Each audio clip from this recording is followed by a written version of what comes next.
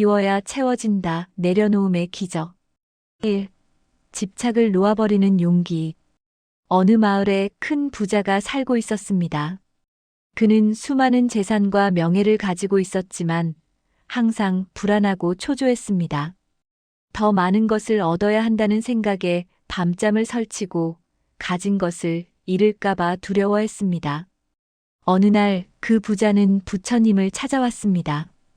부처님, 저는 많은 것을 가졌지만 행복하지 않습니다. 어떻게 하면 평안을 얻을 수 있을까요?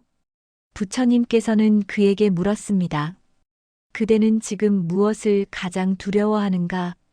제가 가진 모든 것을 잃을까봐 두렵습니다. 재산도 명예도 지위도 모두 언젠가는 사라질 것 같아 불안합니다. 부처님께서 말씀하셨습니다.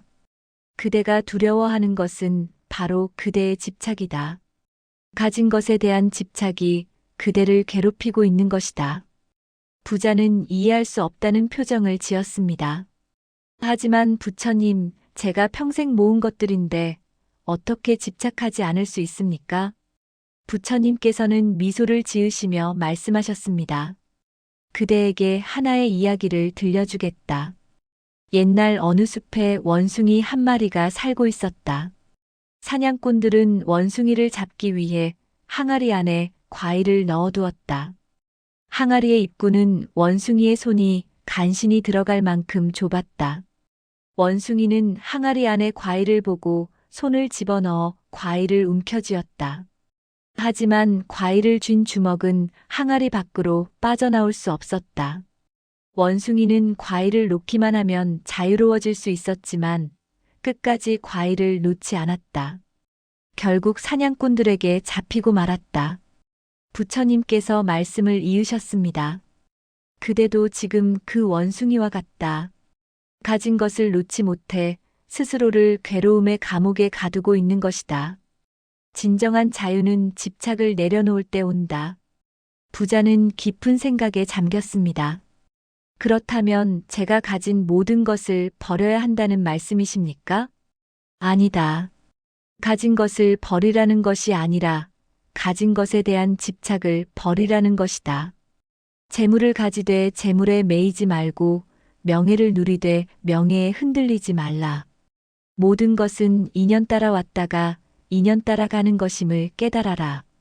부처님께서는 계속 말씀하셨습니다. 집착은 고통의 뿌리다. 우리가 무언가에 집착할 때 그것을 얻지 못하면 괴롭고 얻은 후에는 잃을까봐 두렵고 잃고 나면 슬픔에 빠진다. 이것이 바로 집착이 만들어내는 끝없는 고통의 순환이다. 그 순간 마을에서 한 젊은이가 부처님께 달려왔습니다. 그의 옷은 남루했고 얼굴에는 근심이 가득했습니다. 부처님, 저는 가진 것이 아무것도 없습니다. 그런데도 매일 괴롭습니다. 다른 사람들이 가진 것이 부러워 잠을 이룰 수 없습니다. 부처님께서 말씀하셨습니다. 그대는 가진 것이 없지만 갖지 못한 것에 대한 집착이 있다. 부자는 가진 것을 잃을까봐 두려워하고 그대는 갖지 못한 것을 얻지 못할까봐 고통받는다. 둘 다 집착으로 인한 괴로움이다. 부처님께서는 두 사람을 보시며 말씀하셨습니다. 진정한 평안은 많이 가지거나 적게 가짐에 있는 것이 아니라 집착을 놓아버리는 데 있다. 집착을 놓는 순간 그대들은 이미 가진 것의 소중함을 알게 될 것이다. 지금 이 순간을 보라. 숨을 쉴 수 있고 하늘을 볼 수 있고 새소리를 들을 수 있는 이 순간이 얼마나 귀한가. 우리는 이미 많은 것을 가지고 있다. 다만 집착이라는 먼지가 그것을 가리고 있을 뿐이다. 부자는 그제야 깨달음을 얻었습니다. 부처님, 이제 알겠습니다. 제가 가진 재산은 제 것이 아니라 잠시 제게 머물러 있는 것이군요. 저는 그것의 관리자일 뿐 주인이 아니었습니다. 젊은이도 고개를 끄덕이며 말했습니다. 저도 깨달았습니다. 제게 없는 것을 탓하기보다 지금 제게 있는 건강한 몸과 맑은 정신에 감사해야겠습니다. 부처님께서 미소 지으시며 말씀하셨습니다. 집착을 놓는다는 것은 무관심해지는 것이 아니다. 오히려 더 깊이 사랑하되 소유하려 하지 않는 것이다. 아름다운 꽃을 보며 즐기되 꺾어가지려 하지 않는 것처럼 말이다. 집착을 놓아버리는 용기를 가져라. 그 용기가 그대들을 진정한 자유로 이끌 것이다. 움켜쥔 손을 펴라. 그러면 그대들의 손은 새로운 것을 받을 준비가 될 것이다. 2.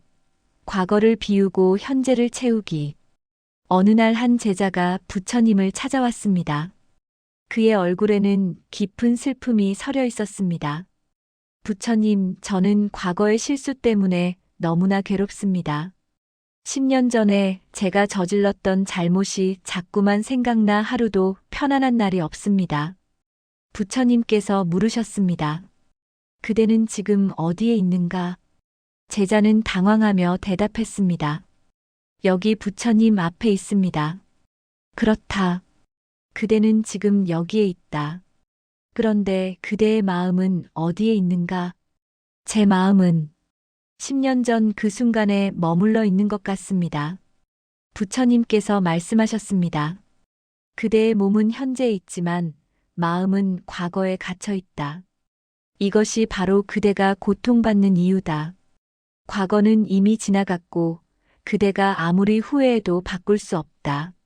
하지만 그대는 계속해서 과거를 붙잡고 있다. 그때 또 다른 제자가 다가왔습니다. 그의 눈빛은 불안으로 가득했습니다. 부처님, 저는 앞으로 일어날 일들이 너무 걱정됩니다. 내일은 어떻게 될까요? 다음 달은요? 내년은요? 이런 걱정 때문에 지금 이 순간도 제대로 살 수가 없습니다. 부처님께서 두 제자를 보시며 말씀하셨습니다. 한 사람은 과거에 살고 한 사람은 미래에 산다. 하지만 정작 현재를 사는 사람은 아무도 없구나. 부처님께서 이야기를 시작하셨습니다. 옛날 어느 마을에 농부가 살았다. 그는 젊었을 때 큰 가뭄으로 모든 곡식을 잃은 적이 있었다.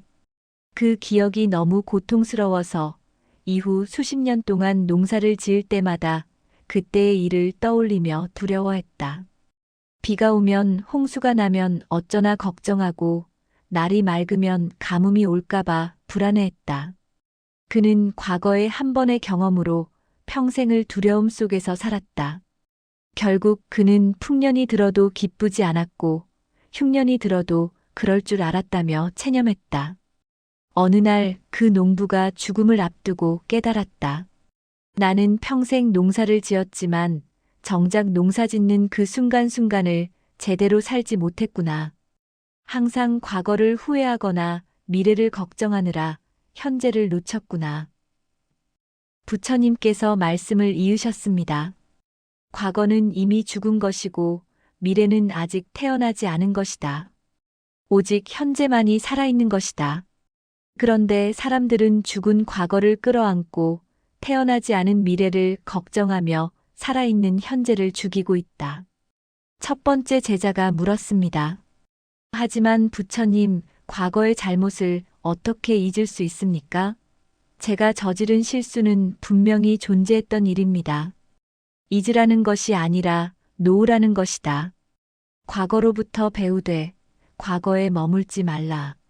그대가 과거에 저지른 실수는 그대를 가르치기 위해 온 스승이다. 그 가르침을 받았다면 이제 그 스승을 보내드려라. 부처님께서는 땅에서 돌 하나를 집어드셨습니다. 이 돌을 보라.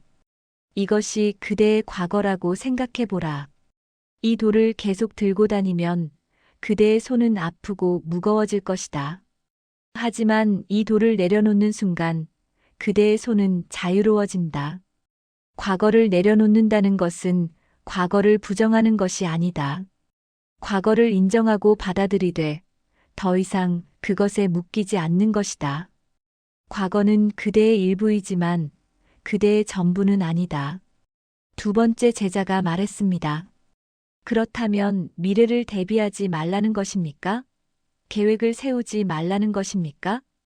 부처님께서 답하셨습니다. 준비하되 걱정하지 말라.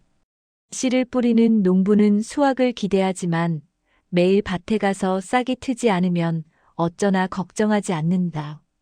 그는 할 일을 하고 나머지는 자연의 이치에 맡긴다. 미래를 위해 지금 할 수 있는 일을 하는 것은 지혜다. 하지만 미래를 걱정하느라 현재를 희생하는 것은 어리석음이다. 오늘을 충실히 사는 것이 내일을 준비하는 가장 좋은 방법이다. 부처님께서 계속 말씀하셨습니다. 강물을 보라. 강물은 과거에 흘렀던 물을 붙잡고 있지 않고 아직 흐르지 않은 물을 걱정하지도 않는다. 다만 지금 이 순간 흐를 뿐이다. 그래서 강물은 항상 신선하고 생생하다. 사람들은 과거의 물이 더 깨끗했다고 후회하거나 미래의 물이 말라버릴까봐 걱정한다. 하지만 정작 지금 흐르는 물을 마시지 않는다. 그러니 늘 목마를 수밖에 없다. 첫 번째 제자가 깨달음을 얻은 듯 말했습니다. 부처님, 이제 알겠습니다. 과거의 실수에서 교훈을 얻되 그것이 저를 정의하도록 두지 않겠습니다.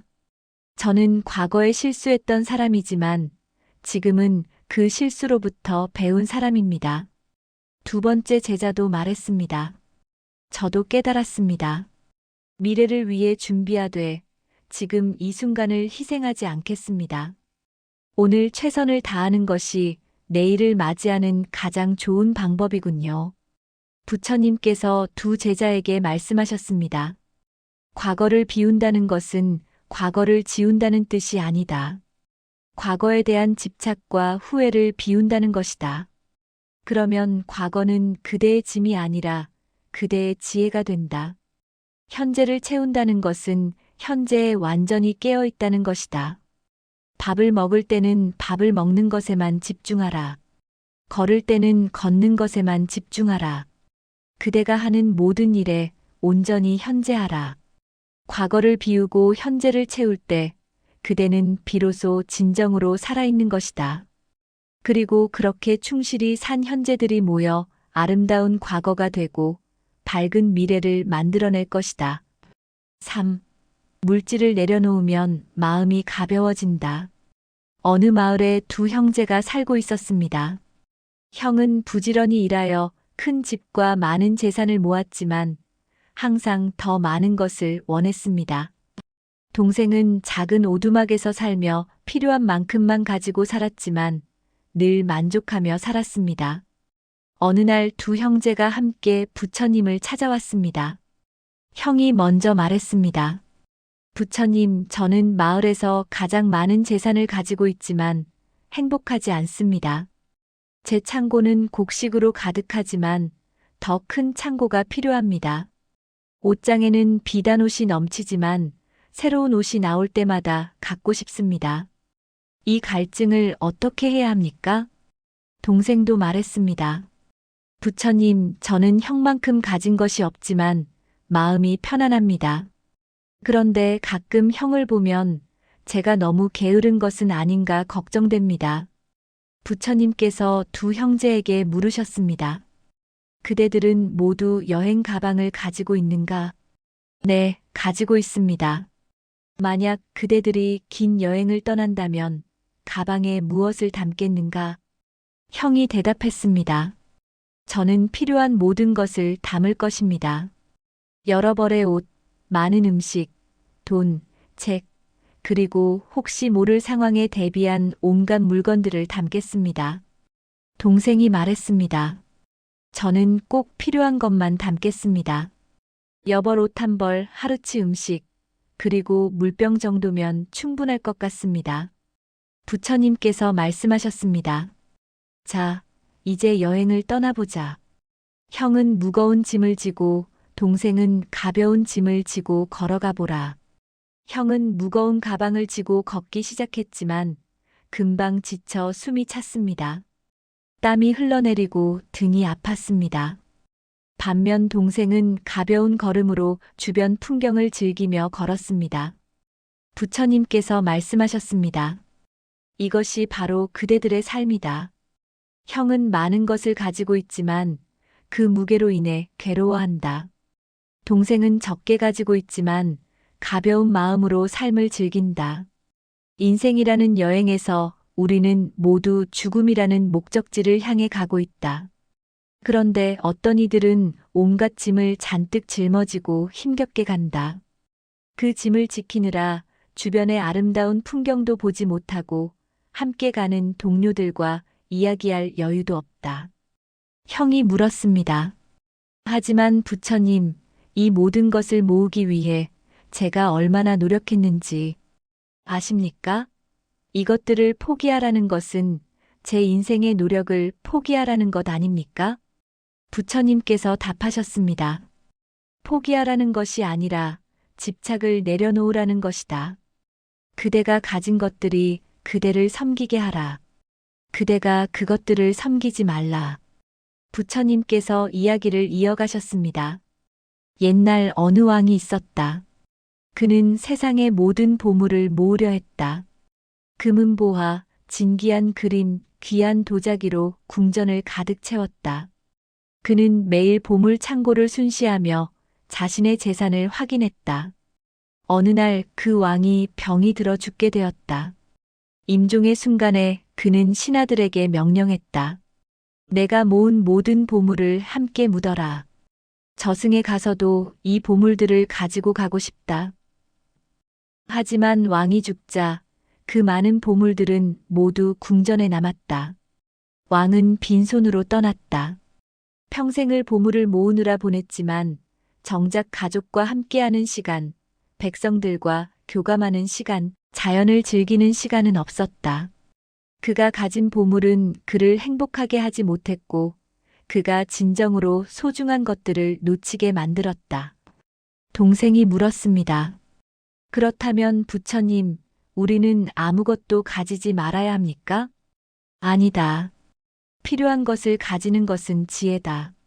하지만 필요 이상을 탐하는 것은 탐욕이다. 물건이 그대를 소유하게 해서는 안 된다.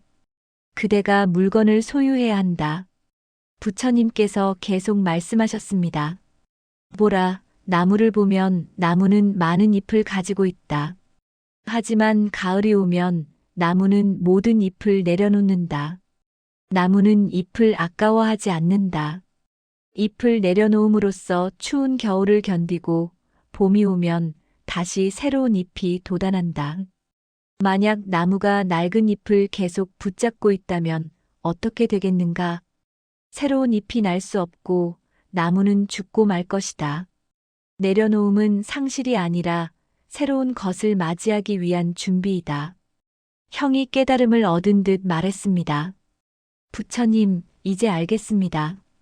제가 가진 재산이 문제가 아니라 재산에 대한 제 마음이 문제였습니다. 저는 가진 것을 즐기는 대신 잃을까봐 두려워했고 더 많이 가지려고만 했습니다. 부처님께서 말씀하셨습니다. 그렇다. 재물 자체는 선하지도 악하지도 않다. 그것을 대하는 마음이 그대를 자유롭게도 하고 속박하기도 한다. 재물을 가지되 재물의 노예가 되지 말라.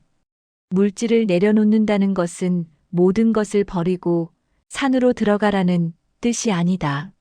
물질에 대한 집착을 내려놓으라는 것이다. 그러면 그대의 마음이 가벼워질 것이다. 가벼운 마음으로 살 때 그대는 비로소 진정으로 풍요로워진다.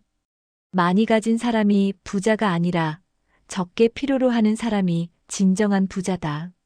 4. 관계에서의 내려놓음. 어느 날 한 여인이 부처님을 찾아왔습니다.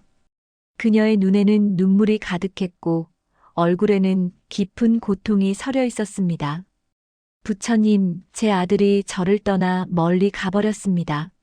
저는 아들을 위해 평생을 바쳤는데 아들은 이제 저를 필요로 하지 않는다고 합니다. 어떻게 하면 아들을 다시 제 곁에 붙잡아 둘 수 있을까요? 부처님께서 물으셨습니다. 그대는 아들을 사랑하는가? 물론입니다. 저는 아들을 세상 그 무엇보다 사랑합니다. 그렇다면 한 가지 물어보겠다. 그대가 새를 사랑한다면 그 새를 새장에 가두겠는가? 아니면 자유롭게 날게 하겠는가? 여인은 잠시 생각한 후 대답했습니다.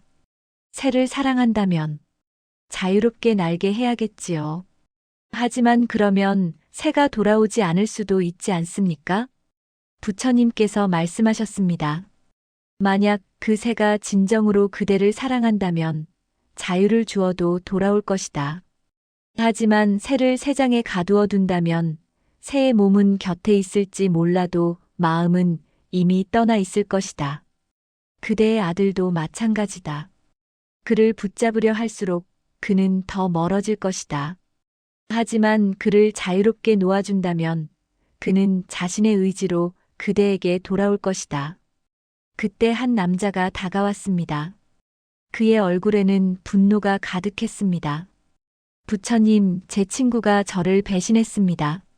저는 그를 형제처럼 여기고 모든 것을 함께 나누었는데 그는 저를 속이고 떠났습니다. 저는 그를 용서할 수 없습니다.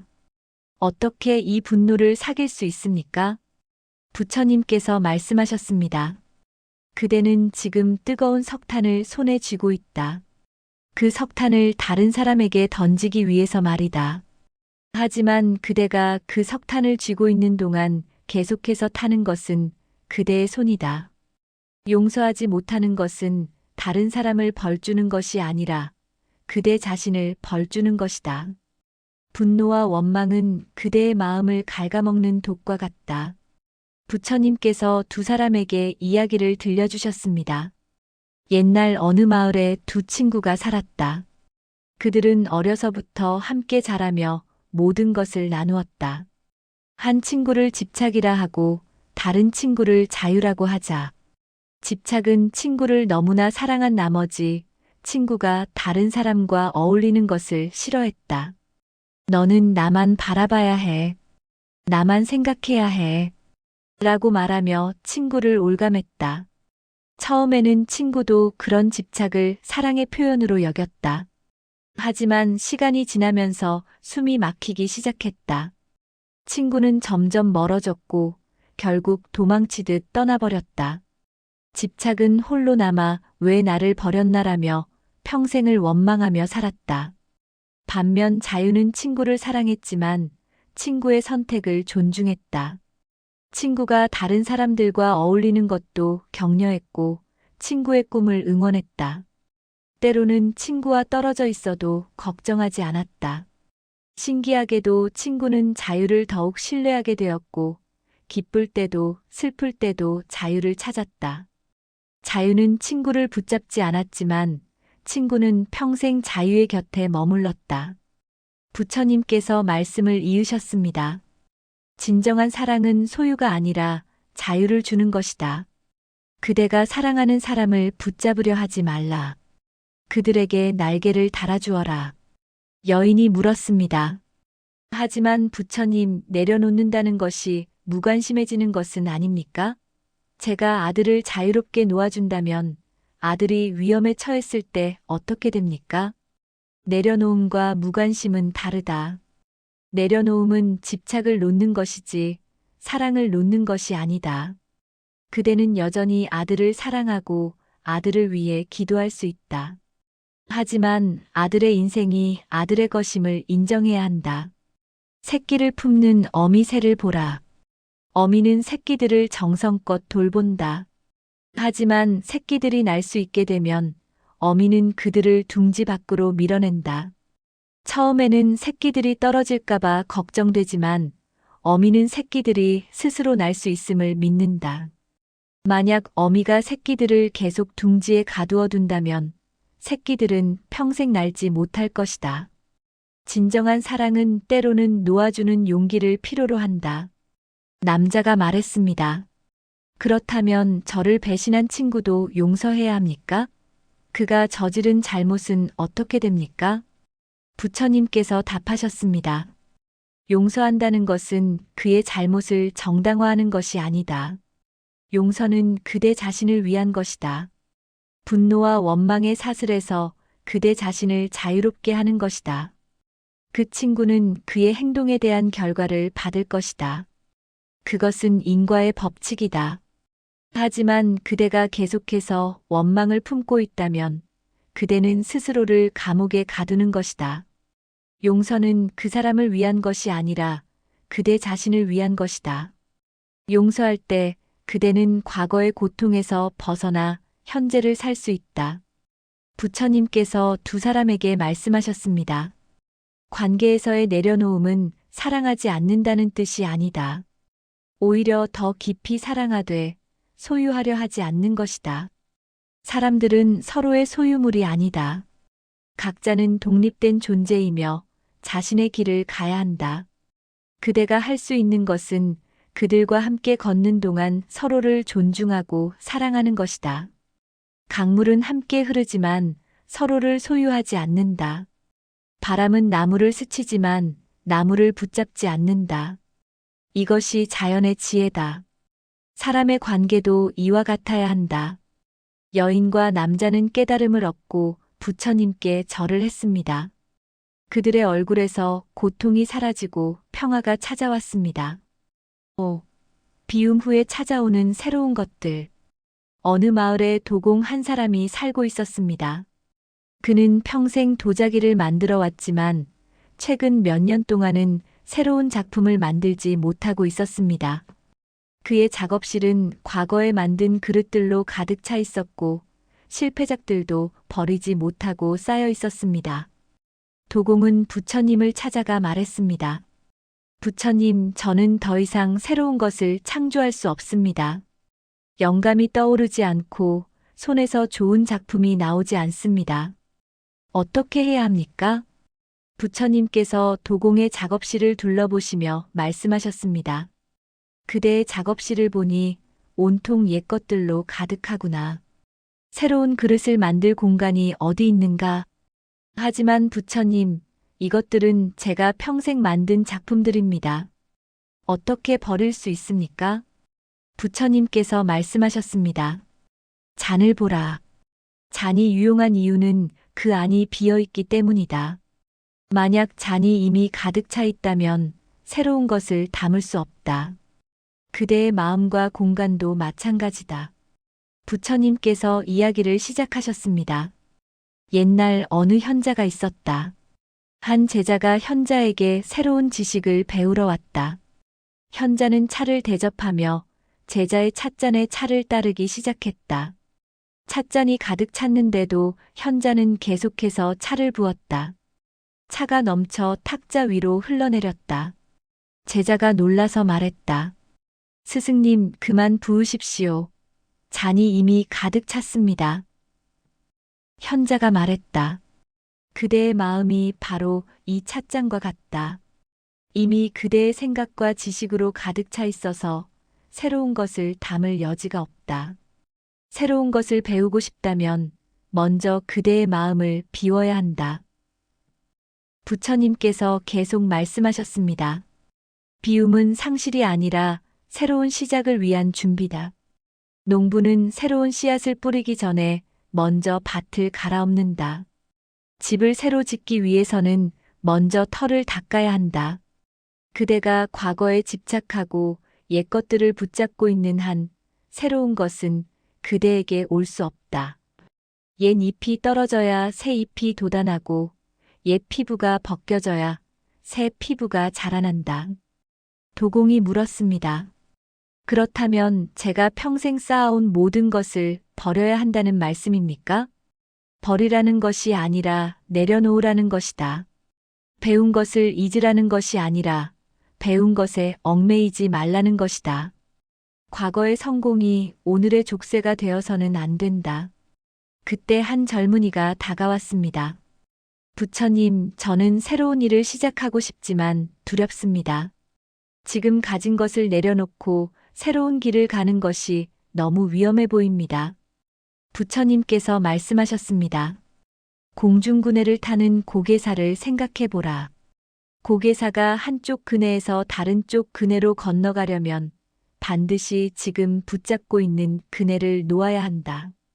놓는 순간과 잡는 순간 사이에는 공중에 떠 있는 순간이 있다.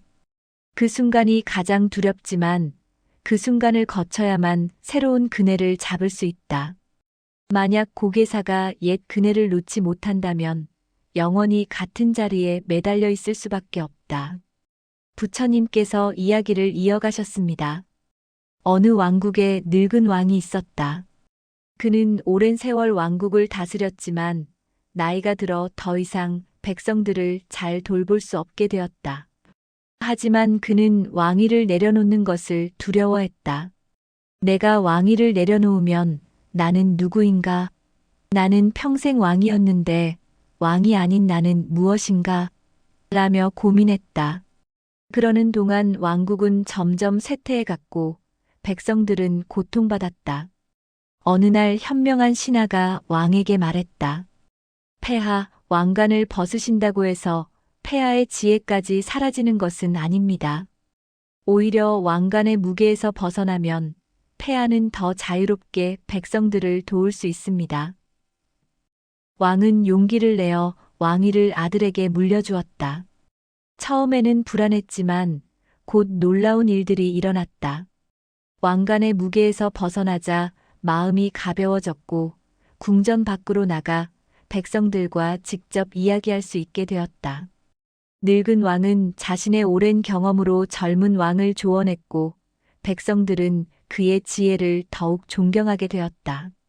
왕위를 내려놓음으로써 그는 진정한 자유와 새로운 목적을 찾았다. 도공이 깨달음을 얻은 듯 말했습니다. 부처님, 이제 알겠습니다. 제가 옛 작품들을 붙잡고 있었던 것은 그것들이 저의 정체성이었기 때문입니다. 하지만 진정한 저는 제가 만든 것이 아니라 만들 수 있는 능력 자체군요. 그렇다. 그대는 도공이다. 그릇을 만드는 사람이지 그릇 그 자체가 아니다. 옛 그릇들을 놓아주어라. 그러면 그대의 손은 새로운 창조를 할 준비가 될 것이다. 젊은이가 말했습니다. 하지만 부처님, 비운 후에 정말로 새로운 것이 찾아올까요? 만약 아무것도 오지 않는다면 어떻게 됩니까? 부처님께서 하늘을 가리키며 말씀하셨습니다. 구름을 보라. 구름이 떠나가면 무엇이 나타나는가? 맑은 하늘이 나타납니다. 그 맑은 하늘은 구름이 떠난 후에 새로 생긴 것인가? 아니면 원래 있던 것인가? 원래 있던 것입니다. 다만 구름에 가려져 보이지 않았을 뿐입니다. 그렇다. 비움 후에 찾아오는 것들은 사실 원래부터 거기 있던 것들이다. 다만 우리의 집착과 두려움, 옛것에 대한 미련이 그것들을 가리고 있었을 뿐이다. 부처님께서 말씀을 이으셨습니다. 씨앗이 땅에 떨어지면 씨앗은 자신의 껍질을 깨고 나와야 한다. 씨앗의 입장에서는 껍질을 깨는 것이 죽음처럼 느껴질 것이다. 하지만 그 죽음을 통해 새로운 생명이 태어난다. 번데기가 나비가 되려면 번데기의 껍질을 벗어야 한다. 벗는 과정은 고통스럽지만 그 고통을 거쳐야만 나비는 하늘을 날 수 있다. 비움은 끝이 아니라 시작이다. 옛것을 내려놓는 순간 그대는 새로운 가능성의 세계로 들어서는 것이다. 도공이 물었습니다. 그렇다면 구체적으로 무엇을 비워야 합니까? 부처님께서 답하셨습니다. 먼저 마음의 공간을 비워라. 과거의 성공에 대한 집착, 실패에 대한 두려움, 나는 이런 사람이다라는 고정된 생각들을 비워라. 그 다음 물리적 공간을 비워라. 더 이상 필요하지 않은 것들, 그대의 에너지를 빼앗는 것들을 정리하라. 공간이 비면 새로운 것이 들어올 자리가 생긴다. 마지막으로 시간의 공간을 비워라. 의미 없는 일들로 채워진 시간을 비우고 진정으로 중요한 것에 집중할 수 있는 여유를 만들어라. 젊은이가 말했습니다. 부처님, 비운 후에 찾아오는 새로운 것들은 어떤 것들입니까? 첫째, 명료함이 찾아온다. 복잡한 생각들이 사라지면 진정으로 중요한 것이 무엇인지 명확히 보인다. 둘째, 창조성이 찾아온다. 마음의 공간이 생기면 새로운 아이디어와 영감이 흘러들어온다. 셋째, 평화가 찾아온다. 집착과 두려움을 내려놓으면 마음의 고요함이 깃든다. 넷째, 새로운 관계가 찾아온다. 옛 관계에 집착을 놓으면 건강하고 진실한 관계들이 들어온다. 다섯째, 진정한 자기 자신을 발견한다. 외부의 것들로 자신을 정의하지 않게 되면 그대의 본질이 드러난다. 부처님께서 마지막으로 말씀하셨습니다. 기억하라. 비움은 공허함이 아니라 충만함으로 가는 길이다. 텅 빈 그릇이 가장 유용하듯 텅 빈 마음이 가장 많은 것을 받을 수 있다. 내려놓음의 기적은 바로 이것이다. 비울 때 채워지고 놓을 때 없고 죽을 때 다시 태어난다. 이것이 자연의 법칙이고 삶의 진리다. 도공과 젊은이는 깊은 깨달음을 얻고 돌아갔습니다. 도공은 작업실을 정리하고 새로운 작품을 만들기 시작했습니다. 그의 손에서는 이전보다 더 아름답고 창의적인 작품들이 탄생했습니다. 젊은이는 용기를 내어 옛것을 내려놓고 새로운 길을 걷기 시작했습니다. 처음에는 불안했지만 곧 자신이 상상했던 것보다 더 많은 가능성들이 펼쳐지는 것을 경험했습니다. 부처님께서 말씀하셨습니다. 비워야 채워진다. 이것을 기억하라. 그대들의 삶에서 무엇인가가 떠나갈 때 슬퍼하지 말라. 그것은 새로운 것을 맞이하기 위한 우주의 준비이다. 내려놓음은 포기가 아니라 신뢰다. 우주의 흐름을 신뢰하고 새로운 것이 찾아올 것을 신뢰하는 것이다. 그 신뢰 속에서 진정한 기적이 일어난다.